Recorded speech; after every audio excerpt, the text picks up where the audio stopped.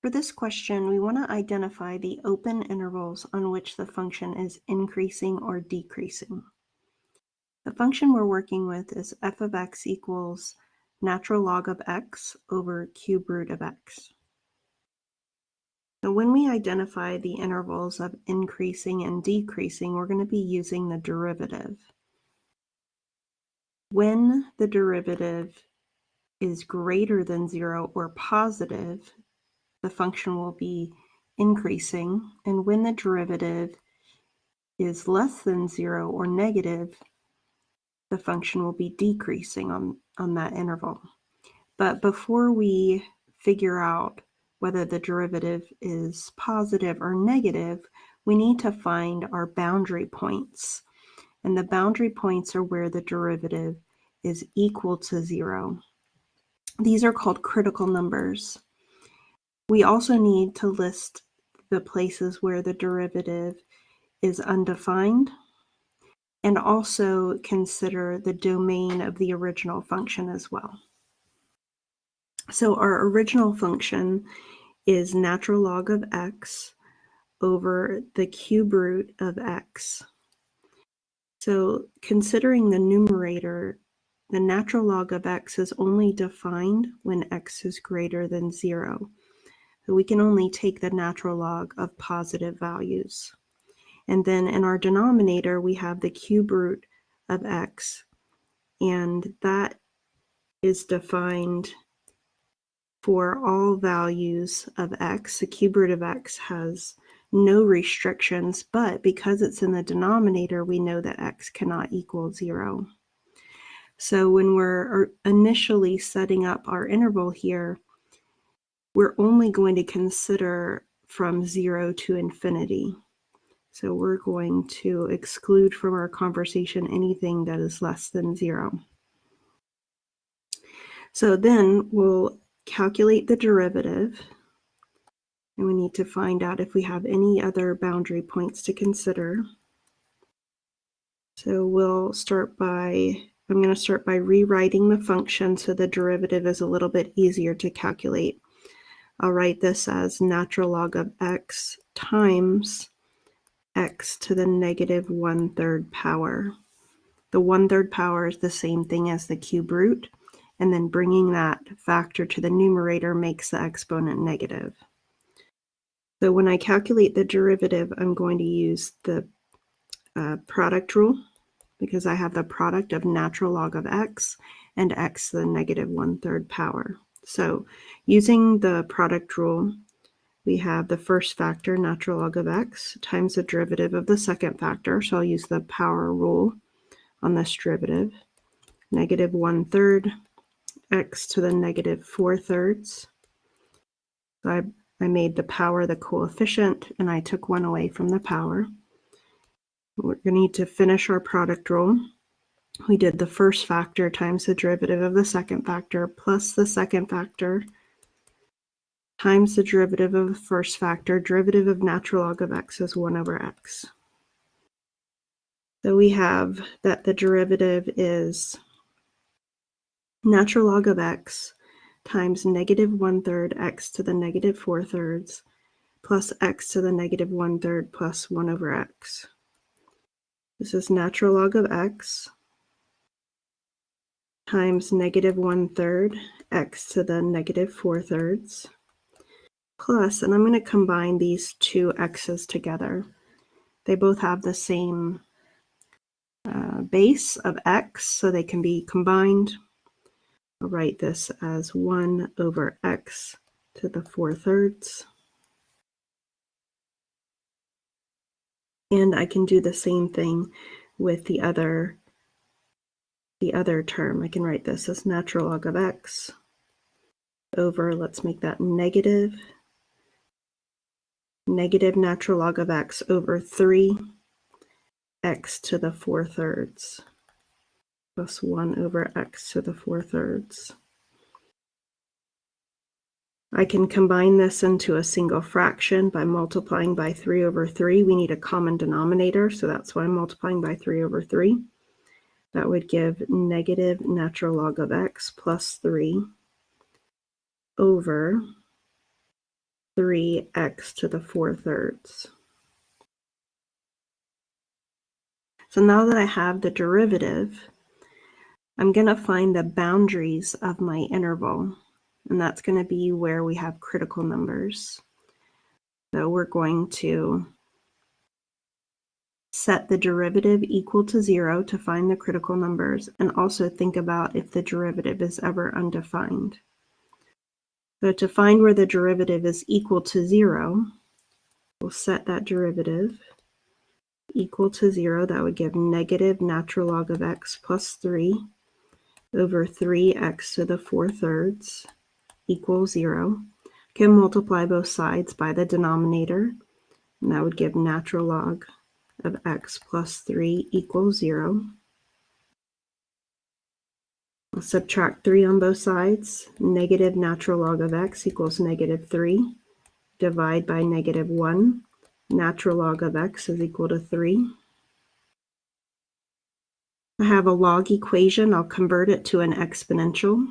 Natural log is base e, so this is e to the 3rd equals x. And then we want to think about when the derivative is undefined. And we have our derivative being set up in a fraction form. We know the denominator cannot equal 0. So I'll set that denominator equal to 0. 3x to the 4/3 equals 0. Divide by 3. X equals x to the 4/3 equals 0. And that we can raise both sides to the 3/4 power, and we get x equals 0. So this is the same restriction that we had on the original function, that x is not allowed to equal 0 because of this in the denominator. So we have one critical number we'll add to our interval, and that's e to the 3rd. We have two intervals that we want to test.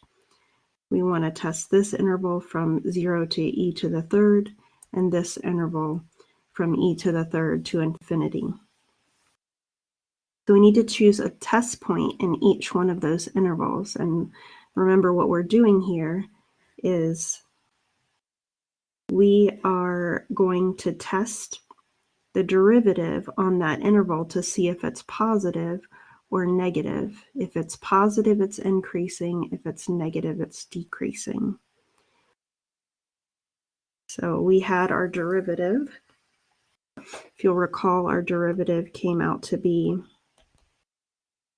negative natural log of x plus 3 over 3x to the 4/3 power. And I need to choose a test point in that first interval from 0 to e to the 3rd. E is approximately 2.718 to the 3rd power. That's going to be bigger than 2. So I'm going to pick just 1 for this point right here. And we'll test that into the derivative. So the derivative at 1 is negative natural log of 1 plus 3 over 3 times 1 to the 4/3 power. Natural log of 1 is 0. So we get 3 over 3 times 1, and this comes out to be 1. So on this interval, the derivative is positive, and that means that the original function is increasing. So then I need to test a point in this interval, and I need to be a little bit more exact with the value.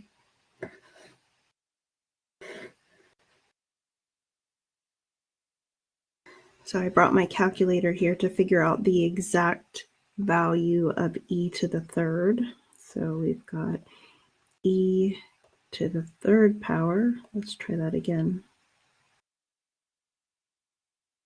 E to the 3rd power is 20. So I need to make sure that I pick something bigger than 20.08. And actually, it might be just easier if I pick another value of e, like e to the 4th. and then the math will work out nice. So let's use e to the fourth as a good test point. So I'm choosing a test point of e to the fourth. So f prime at e to the fourth, I'm substituting e to the fourth into the derivative because that will tell me the increasing and decreasing of the original function. So negative natural log of e to the fourth plus 3 over 3 times e to the 4/3 power. Negative natural log of e to the fourth would be negative 4 plus 3 over 3 times e to the 4/3. I know the denominator is positive because e is positive. Raising that to a power will make it positive. Times 3 is positive. The numerator, negative 4 plus 3, that's negative 1. So I know I'm getting a negative value for this interval. So the derivative is negative on that interval. That means the original function is decreasing on the interval. So if I want to state the intervals where this function is increasing or decreasing using interval notation, I know the function is increasing from 0 to e to the third power and decreasing from e to the third power to infinity. Now let's just verify this with our graphing calculator.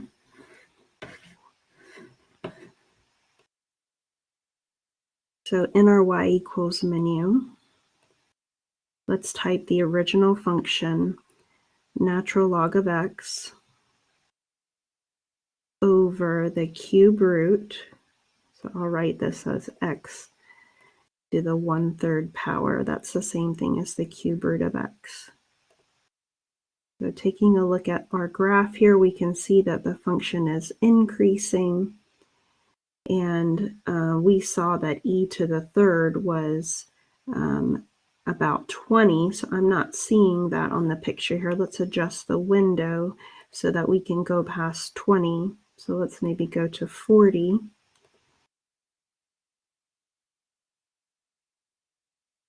And it's really hard to tell on this picture. Let's maybe go a little bit further to see if we can see any more decreasing.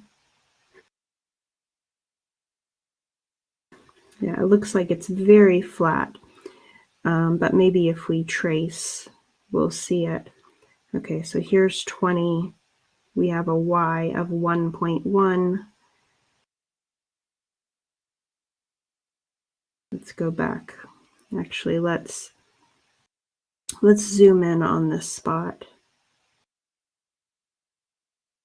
Okay, so we know e to the third was 20 point something. So at 19.77, we have 1.09. It should be increasing 1.097561. It's not really changing at all.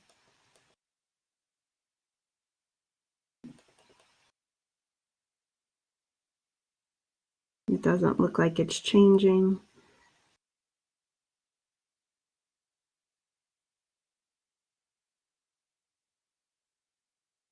Okay, so now that we've put the window large enough, we can see the decreasing. Let's zoom in just a little bit more. I'm going to change this to 2.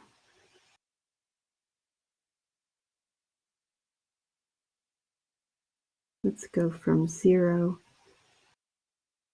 to 2 so we can see the detail. So now you see the decreasing much more clearly. Just the calculator can't really show us enough decimal places to see that decreasing.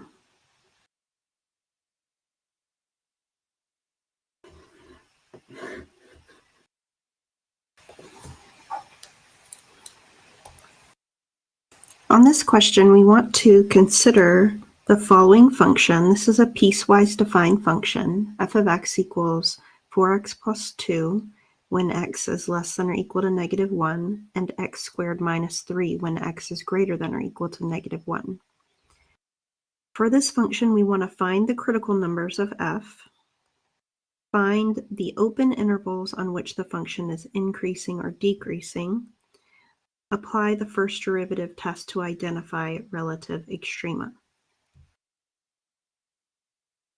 So with this piecewise defined function, we have to consider where the pieces are joined together along with all of the other sort of traditional processes of identifying critical numbers.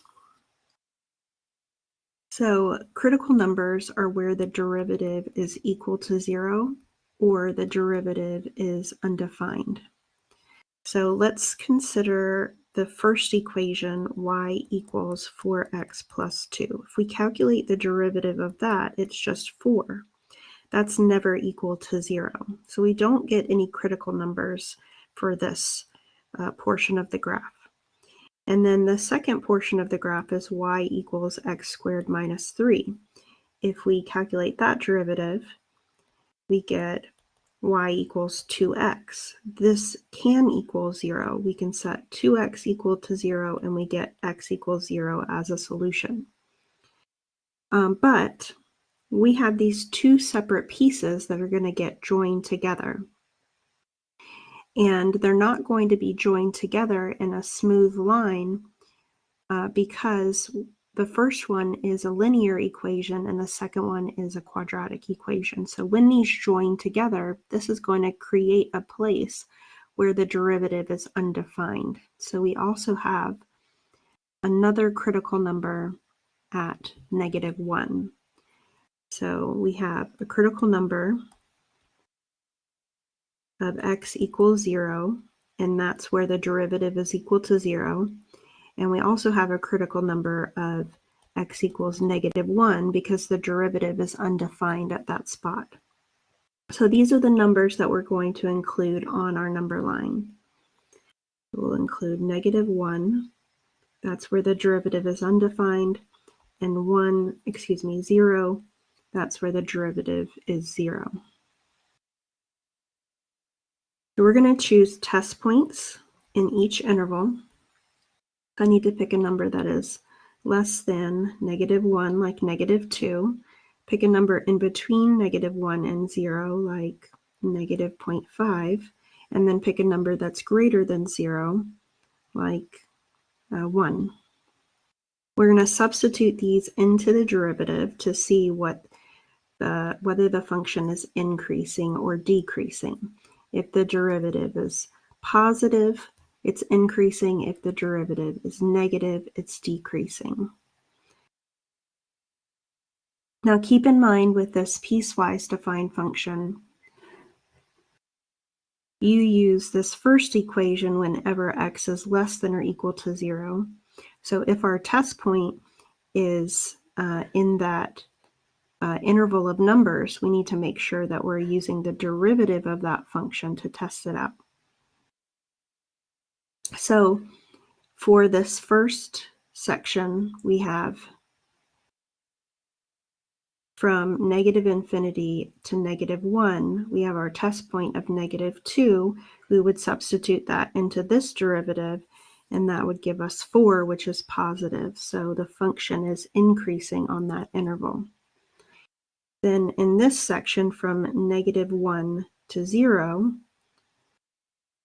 we're going to use the second equation and substitute -0.5 into that derivative. The y prime is 2 times -0.5. That comes out to be a -1. We get decreasing on that interval. And then we also have this last interval from 0 to infinity, and our test point is 1. We're going to substitute that into this derivative since x is greater than 1.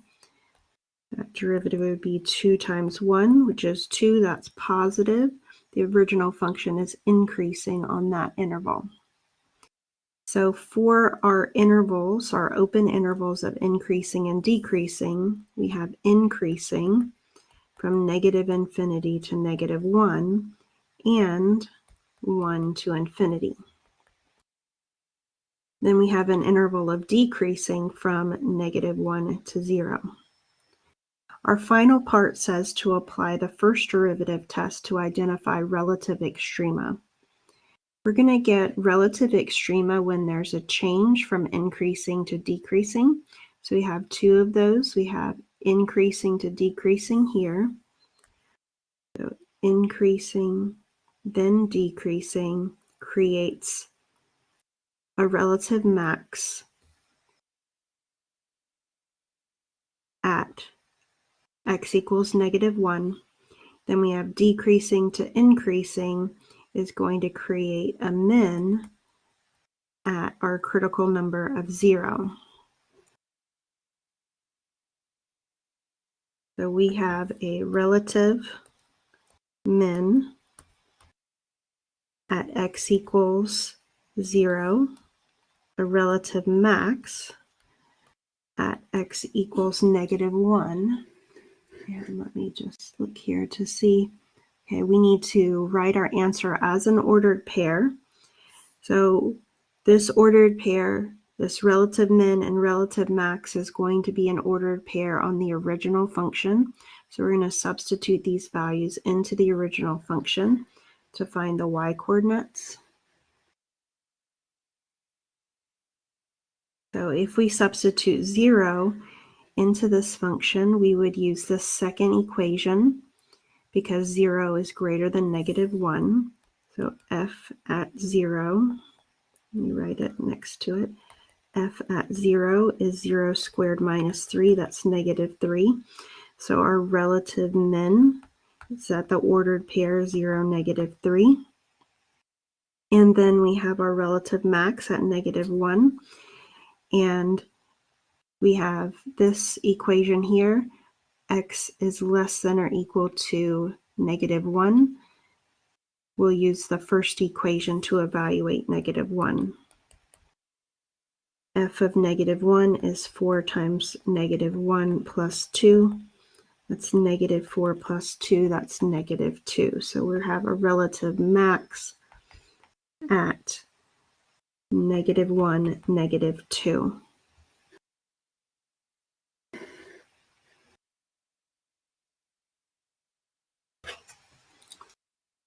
Here we have another example. Consider the following function, f of x equals 4x arctan x. We want to find the critical numbers of f, find the open intervals for which the function is increasing and decreasing, apply the first derivative test to identify the relative extrema. So we want to calculate the derivative because the derivative will help us find the critical numbers. Critical numbers are where the derivative is equal to 0 or the derivative is undefined. So let's calculate the derivative. We've got the derivative of 4x arctan x. We need to use the product rule. So we will take the first factor, 4x, times the derivative of the second factor. The derivative of arctan is u prime over 1 plus u squared. It's going to be the derivative of x is 1 over 1 plus x squared. So we're treating x as the u. The numerator is u prime. The derivative of x is 1 over 1 plus x squared, u squared.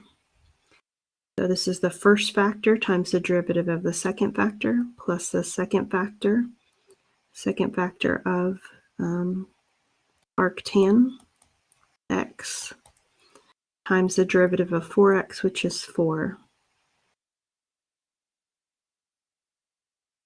So sorry, that arctan didn't come out very nice. Arctan x. So we've got our derivative here. Let's clean it up a little bit. We have 4x over 1 plus x squared plus arctan x, and we'll take that 4 in the front, 4 arctan x. We need to think about when this derivative is equal to 0 or undefined. And if I set this equal to 0, if I set the derivative equal to 0, I don't get a very nice equation to solve. You're going to have x's inside your arc function and also x's outside of your arc function, which makes it very difficult to solve. So I'm going to use the graphing calculator to solve this. So let's put our derivative into our y equals menu. We have 4x over 1 plus x squared plus, and we want to use the inverse tan of x, and I forgot to put times 4, so we got times 4 there. And let's take a look at our graph, but I need to fix my window, zoom 6. So we see this is what the arctan function looks like, and right here is where the derivative is equal to 0, and that is our critical number. You don't see any asymptotes on here, so the derivative is not undefined. So we get a critical number of 0 for this function. So we have that critical number at x equals 0.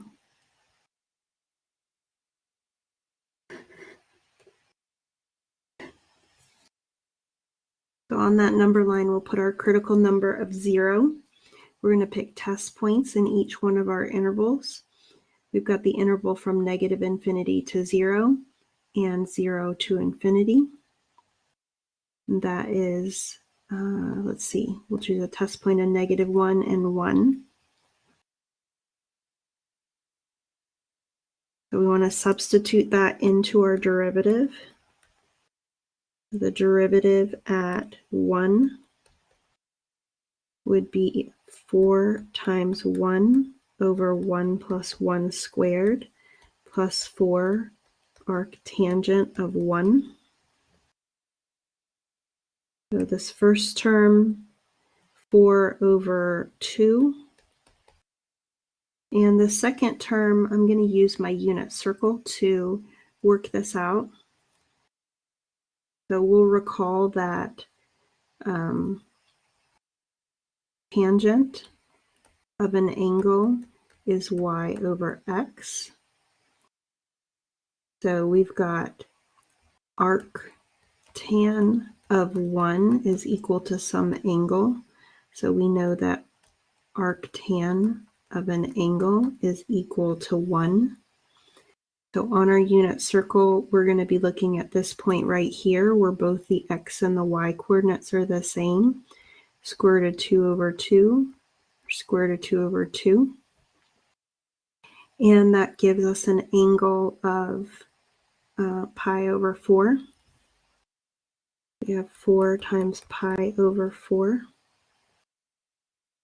So this works out to be 2 plus pi, and that is a positive number. So on this interval here, we get that our derivative is positive. That tells us that the original function is increasing. And f prime at -1 would be 4 over -1, or 1 plus -1 squared, plus 4 arctan of -1. So very similar to what we were doing before. Now we're going to be looking at this angle, arctan of -1. So we'll use square root of 2 over 2. Negative square root of 2 over 2. That y over x gives us -1. We have an angle of negative pi over 4. So this works out to be -4 over 2 plus 4 times pi over 4, negative pi over 4. So we get -2 minus pi. That's a negative number. So the derivative is negative over this interval. it is decreasing over that interval. So we've now found the intervals of increasing and decreasing.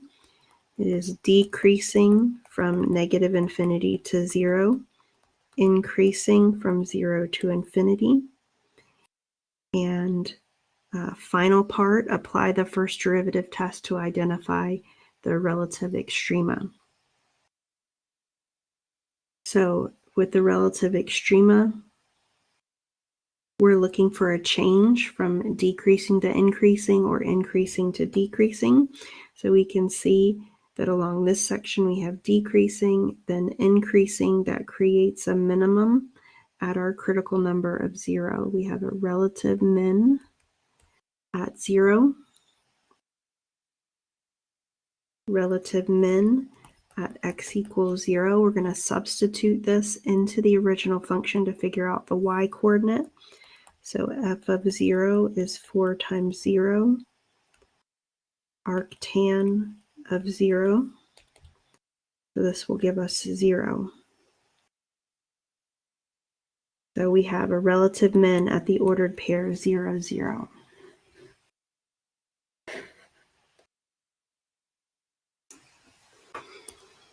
For this example, we want to consider the function on the interval from 0 to 2 pi. We have f of x equals sine x plus cosine x. We want to find the critical numbers of the function, find the open intervals for which the function is increasing or decreasing, and apply the first derivative test to identify relative extrema. So critical numbers are where the derivative is equal to 0 or the derivative is undefined. So let's calculate the derivative. The derivative of sine x is cosine x. Derivative of cosine is negative sine. We need to set the derivative equal to 0 to look for those critical numbers. We have 0 equals cosine x minus sine x. I'm going to move the sine to the other side, so we'll have sine x equals cosine x. So now what I want to do is solve this trig equation. I want to look at the unit circle and see if there are any places where sine, which is the y on the unit circle, is equal to cosine, which is the x on the unit circle. There are going to be two places where this happens. So at this point right here, we have square root of 2 over 2, square root of 2 over 2.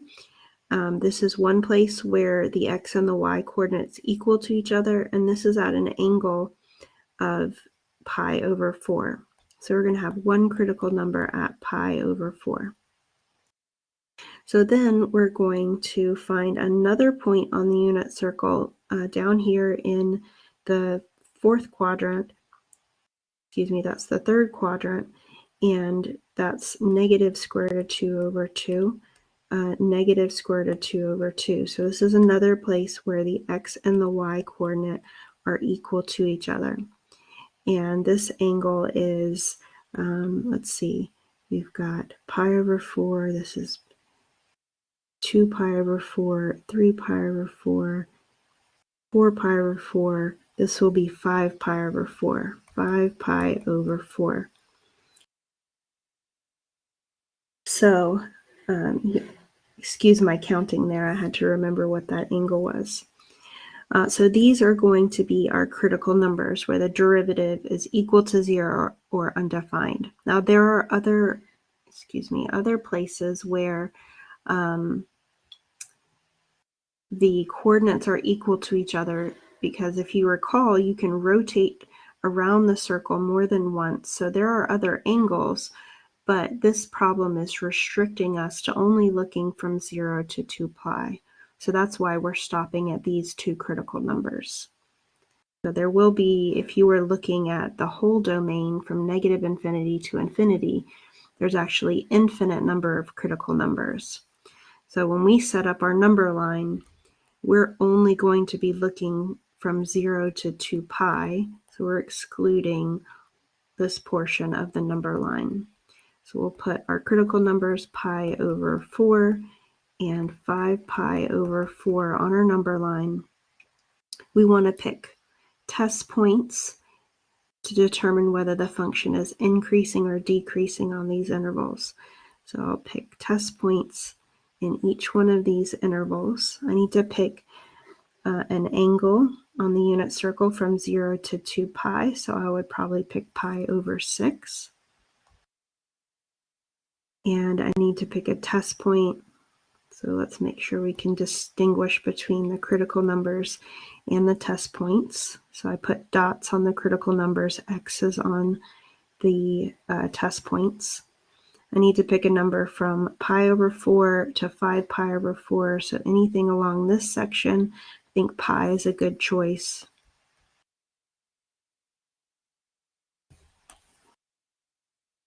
And then I need to pick an angle from 5 pi over 4 to pi, so maybe 3 pi over 2 would be a good choice. And I need to substitute this into the derivative. I'm going to calculate the derivative at pi over 6. The derivative at pi over 6 would be cosine of pi over 6 minus sine of pi over 6. So let me think about what that ordered pair is. That would be square root of 3 over 2 1/2. So cosine is the x-coordinate, that's square root of 3 over 2 minus 1/2. Let's put that in the calculator to see whether that's positive or negative.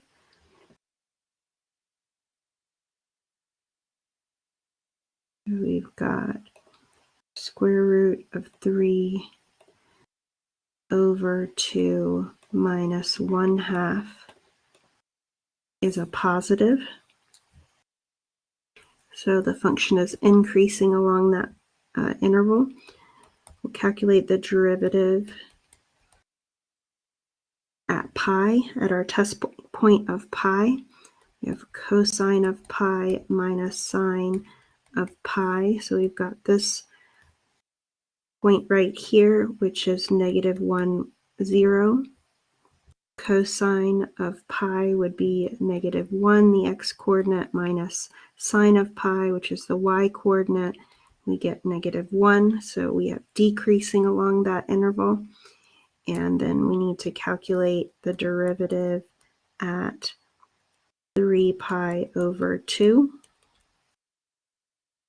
So we have cosine of 3 pi over 2 minus sine of 3 pi over 2.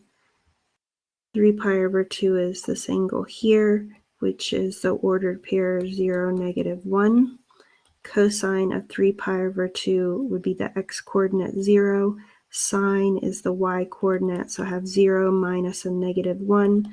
We get a +1. We have positive on that interval.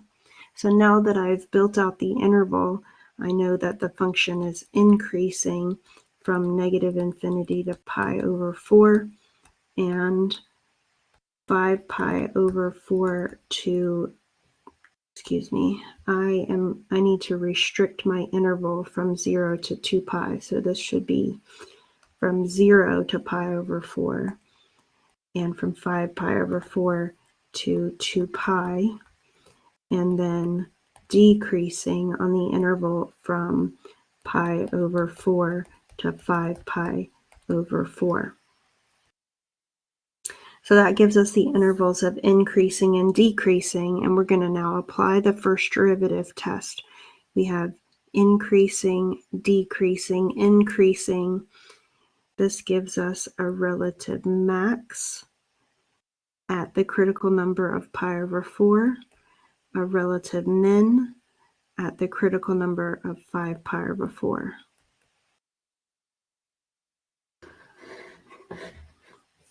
So we have a relative min at pi over 4. This is x equals pi over 4.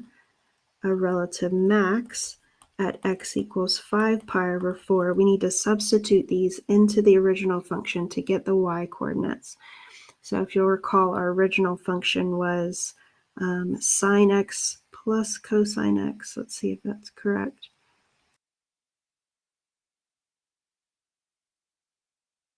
sine x plus cosine x. So I need to do f of pi over 4 sine of pi over 4 plus cosine of pi over 4. That's square root of 2 over 2 plus square root of 2 over 2. If we add those together, we get square root of 2. So our relative min is pi over 4 square root of 2. And f at 5 pi over 4 is sine of 5 pi over 4 plus cosine of 5 pi over 4. That's negative square root of 2 over 2 minus square root of 2 over 2. We get negative 2. So we've got 5 pi over 4 negative square root of 2 as our relative max.